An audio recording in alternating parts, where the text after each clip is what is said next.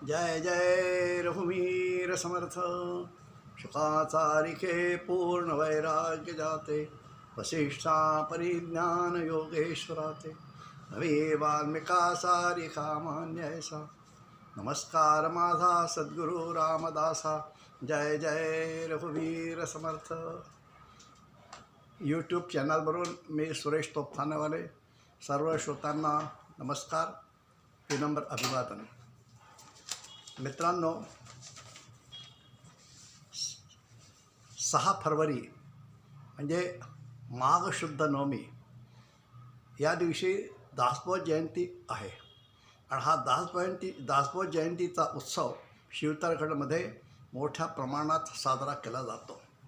त्यानिमित्ताने सर्वांना खूप खूप शुभेच्छा, अभिनंदन। आणि विशेष सांगायचं म्हणजे यावर्षी या उत्सवामध्ये जबलपूरचे अनेक समर्थ भक्त पोहोचणार आहेत। तेथील समर्थ भक्त विश्वास पाटणकर यांनी एक उपक्रम सुरू केला, हस्तलिखित दासबोध। आणि या उपक्रमामध्ये जवळजवळ 150 समर्थ भक्तांनी भाग घेतला आणि 4 ग्रंथ लिहून तयार झालेले आहेत। हे सगळं विश्वाजी पाटणकर यांच्या मार्गदर्शनाखाली झालेले आहे आणि आता हे सर्व जवळजवळ 70-80 समर्थ भक्त हे 4 ग्रंथ घेऊन शिवतरगडला पोहोचणार आहेत। 5 तारखेला तिथे पोहोचतील आहेत आणि 6 तारखेला ग्रंथाचं पूजन होईल। तिथे दिंडी निघेल, तेथील शेजारच्या गावातून ही दिंडी जाणार आहे।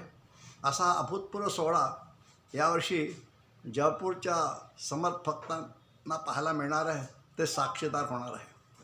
असो तर या दासबोध जयंतीच्या निमित्ताने या संदर्भात समर्थांनी दासबोधामध्ये एक जो दशक लिहिला आहे 19 शिकवण नाम दशक। या दशकाचं थोडक्यात आपण चिंतन करणार आहोत।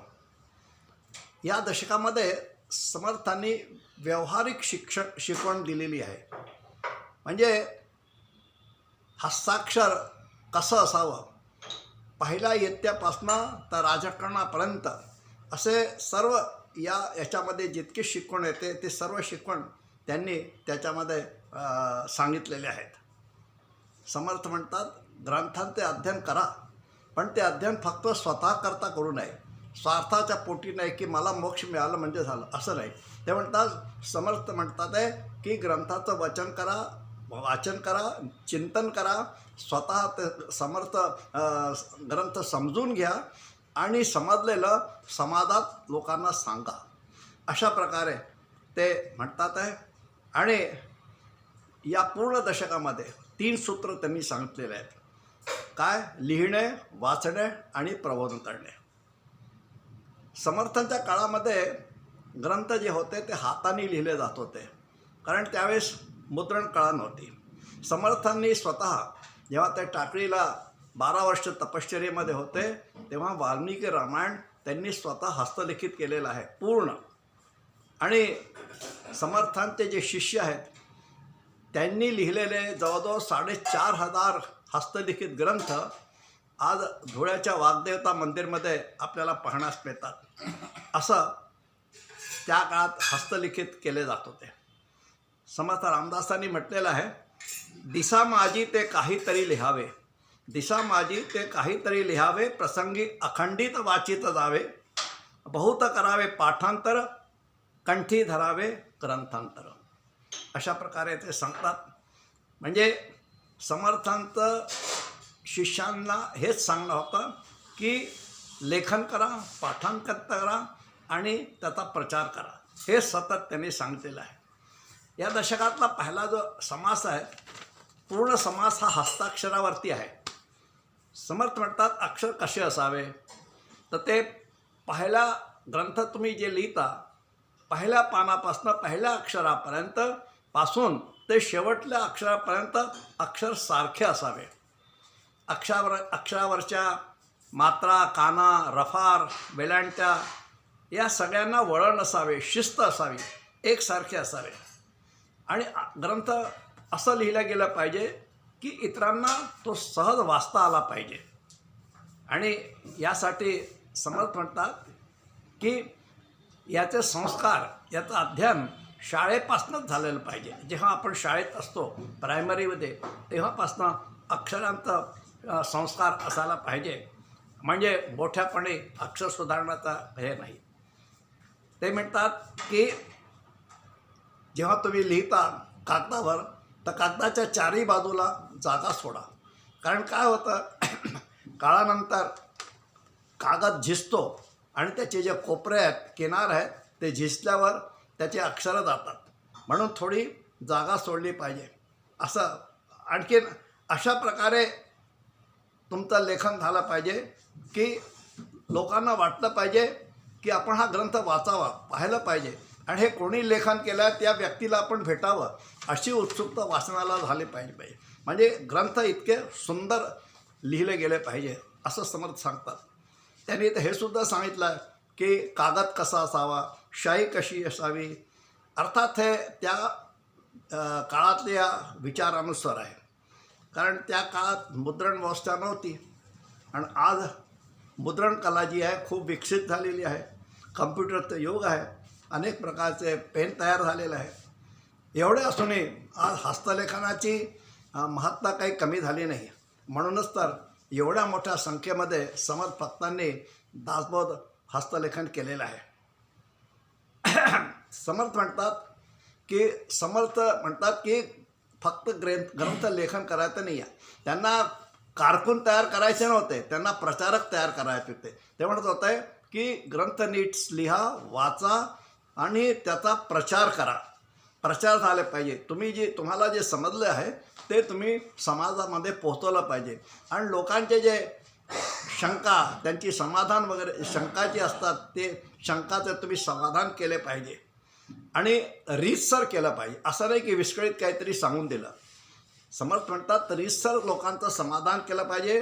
त्यांना लोकांना त्याच्यामध्ये संतोष मिळाला पाहिजे, समाधान झालं पाहिजे. असा खरा प्रचारक समर्थांना पाहिजे होता. एक समास आहे यत्न निरूपण. यामध्ये समर्थ म्हणतात की आज अज्ञान खूप झालेलं आहे. आणि हे अज्ञान जे आहे उर्मट आहे, उद्धट आहे. म्हणजे कोणाला सुद्धा ज्ञानाची गोष्ट सांगायची सोयच राहिली नाही. तुम्ही चांगली गोष्ट कोणाला जा तर तो ऐकणार असते, तर सोयच नाही आहे अशा प्रकारे. म्हणून पूर्वी काय होतं की अज्ञानी जे होते ते नम्र असायचे. पण आज काय, फक्त प्रसिद्धी, मोठेपणा, पैशाचा हाव, आणखीन नेतेपणाचा नशा, हे सगळं कार्याची प्रेरणा झाली आहे. समर्थ म्हणतात अशी जे प्रेरणा असेल कार्याची, तर याला कर्मयोग म्हणता येत नाही. हे कर्मयोग नव्हे. एक समास आहे राजकारणी, राजकीय विचार. म्हणजे समर्थ म्हणतात की राजसत्ता कोणाच्या हाती असावी. छत्रपती शिवाजी महाराजांसारखे महापुरुष, सात्विक महापुरुष, त्याच्या हाती राजसत्ता असायला पाहिजे. त्यांचे समर्थांचे उपदेश जे आहेत ते इतके स्वच्छ आहेत की स्वातंत्र्यपूर्वी काळातील जे क्रांतिकारी देशभक्त होते, वासुदेव बळवंत फडके, न्यायमूर्ती रानडे, लोकमान्य टिळक, गोपाळकृष्ण गोखले, वीर सावरकर, डॉक्टर हेडगेवार, अटल बिहारी वाजपेयी इत्यादी मान्यवरांनी शिवाजी आणि समर्थ यांच्या चरित्रातून प्रेरणा घेतली आहे. यांनी लोकांनी दासबोधाचे चिंतन केले, वाचन केले आहे, समजले आहे. आणि खरं म्हणजे शिव आणि समर्थ चरित्र हे जे आहे हे आज आतंकवादाला मात देण्यासाठी गरजेचे आहे. समर्थांचं स्वप्न काय होतं की रामराज्य झालं पाहिजे. रामराज्यात ते त्यांचं स्वप्न होतं. त्यांचं दैवत श्रीराम आहे. रामाचा आदर्शाप्रमाणे राजा शासक असला पाहिजे, चारित्र्य संपन्न असला पाहिजे, स्वधर्माचा त्याला अभिमान असला पाहिजे. अशा आणि प्रजेच्या हितेसाठी त्यांनी काम केलं पाहिजे. असा राजनेता पाहिजे. हीच रामराज्याची त्यांची मूळ प्रेरणा होती. साधू संतांचा राजसत्तेवर अंकुश असावा.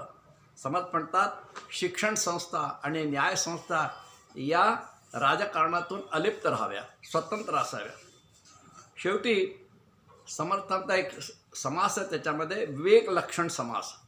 याच्यामध्ये विवेकबद्दल सांगितलेला. विवेक म्हणजे सार आणि असारची निवड, चांगलं काय आहे वाईट काय आहे याची निवड आपल्याला करता आली पाहिजे. तशा प्रकारे बुद्धी असावी आणि हे याची ओळख असली पाहिजे. त्याकरता समर्थांच्या मठामध्ये वैचारिक चळवळ सतत चालूच आहे. ही चळवळ कशी होती की मठात दरवेळेस चर्चासत्र चालायचे, शिबिरे चालायचे, संमेलनं, भाषणे आणि शास्त्रार्थ, लेखन, पाठांतर, शंका समाधान अशी वैचारिक चळवळ समर्थांच्या मठामध्ये सतत चालायची. म्हणजे प्रत्येकाच्या अंतःकरणामध्ये मठाचा मठाधीश कसा असला पाहिजे हे रुतलं पाहिजे. समर्थांच्या मठामध्ये बाहेरून अनेक लोक येत होते, तर त्यांनासुद्धा याचा उपयोग झाला आणि फायदा होताचा.